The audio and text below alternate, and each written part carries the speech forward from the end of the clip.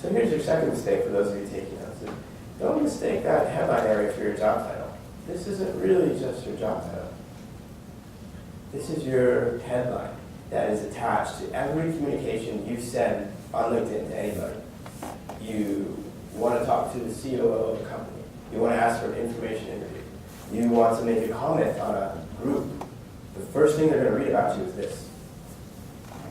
So manage that process. Manage how they're going to perceive you. That's what branding is all about.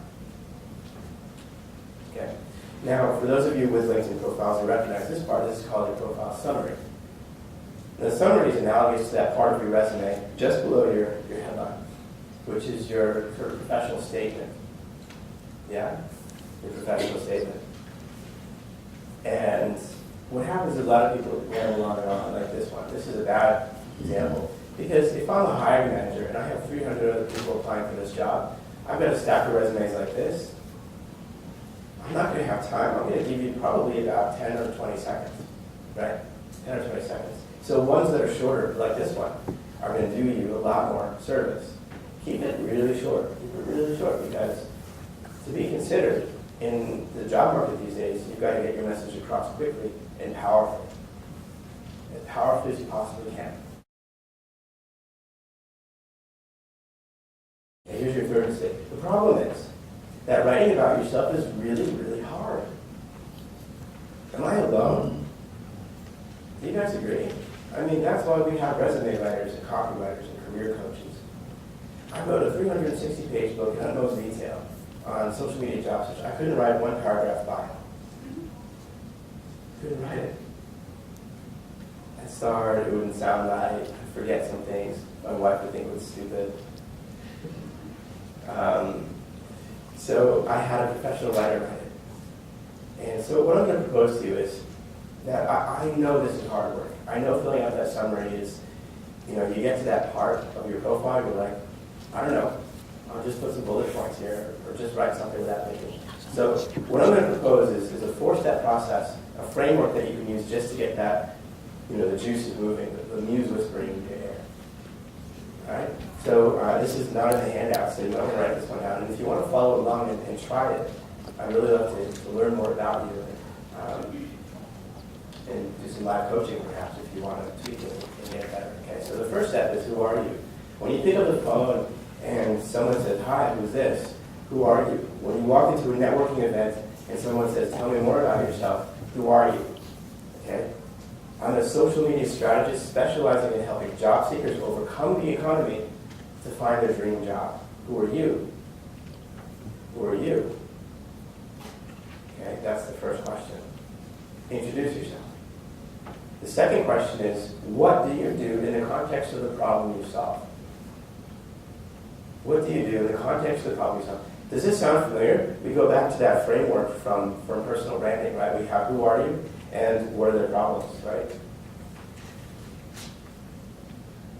What problem do you solve? I help companies with stagnant sales increase their sales by 10%. Or I help companies who are struggling in the marketplace be more efficient. What do you do? What problem do you solve? Yeah, that's the second statement that you'll answer. The third one is what do you do best? Why are you the best at what you do? Everyone in this room, every single one of you is the best at something. Do you know what it is?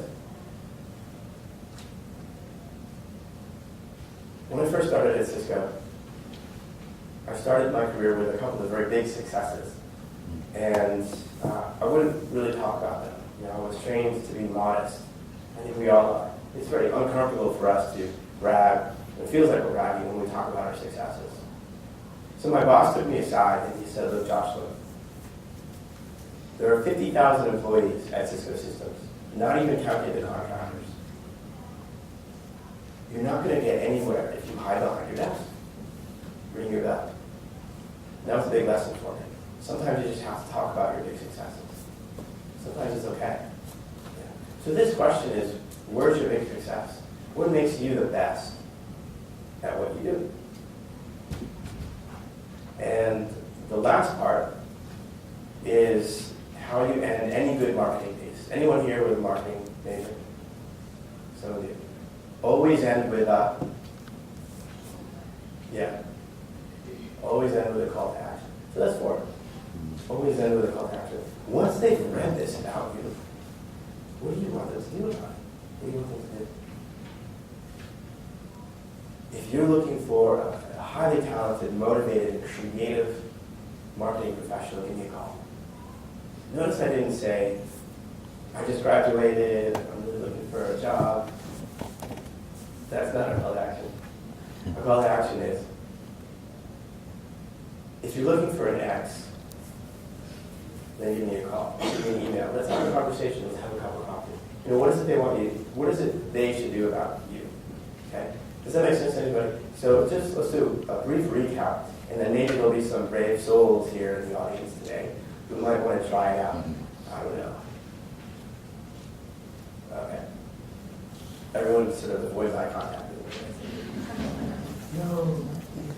Okay, so here we go. Who are you? What do you do? Why you're the best at what you do? And what do you want them to do about it? What's the call to action? Okay? Who wants to take us away? Go ahead. Ooh, tenacity. All right, you'll get a package. I'll give you a package for the first person. But if you would stand up, please, and tell everyone your name. My name is Lauren Ashton Shepard. I go by LA. So I guess who I am. Here's a question for you. Should we use that as like the job we're doing now, since we should kind of steer away from student being a student describing? Sure. Okay. So I am a community manager now for an online news website, and I help residents in the local area find out what's going on in their area. What do you do? I make it easy for them to find out by bringing the website to them. Why you're the best? Because I'm the only community manager for the only news website that is zip code related in the United States that I know of so far. There's lots of hyper local blogs, but not zip code local. And what do you want? I would like to further my social media strategist type stuff and help someone else promote their website or product or brand way. Then Great. Give it a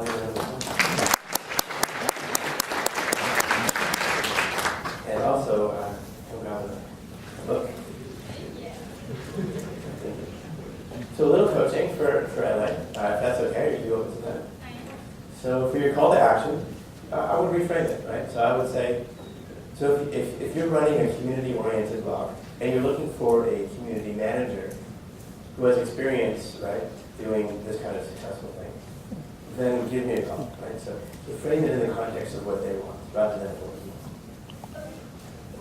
Very good. Does anyone else want to go? We can have one more, I think. No? Yes, sir. Thank you.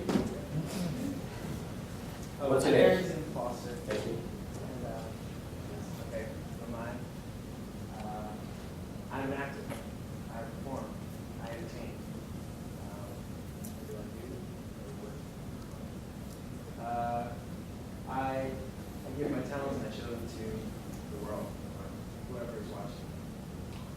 Why I'm the best? Because I've got to give my talent and I give my heart and soul, my passion to whatever role that I'm taking on. What do I want? I want to be famous. I want to be known. I want to be an awesome. Okay. There you go. All right.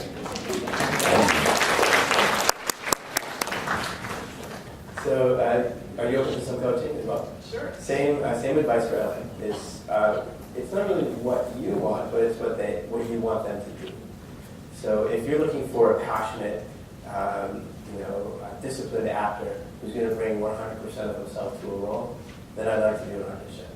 So, what is it what problem are you solving for them, right? Because a lot of times, and I'm sure you know this if you've been acting for a while, and is that there are actors who were difficult to work with. And so maybe perhaps positioning yourself as an easy to work with actor who's open to coaching, things like that. So think about from the perspective of the talent agency or whomever it is that you're going to be auditioning with. what problems do they face on a daily basis that you're going to be like drinking fresh water? Is that good? Helpful? Yeah. All right, cool. Thank you. So now I have a question for everyone in the room.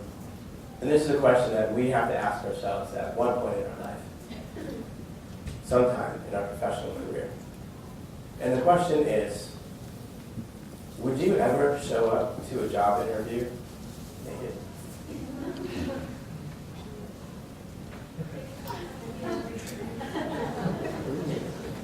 I heard some wise cracks out there. So let's make a few assumptions here. Obviously, this is a look for a singer, right? This is the setup. So let's make a few assumptions. First, let's assume, and I hope you all agree with me on this, that you will be found online. You're going to be looked up. A lot of companies make Googling their candidates part of their standard operating procedure. Okay? You're going to be looked up online. Therefore, also, let me also assume that your first impression is probably going to be an online impression. A lot of times, even before they have a phone call with you, or even before they see your resume, they're going to see you online. Is that fair?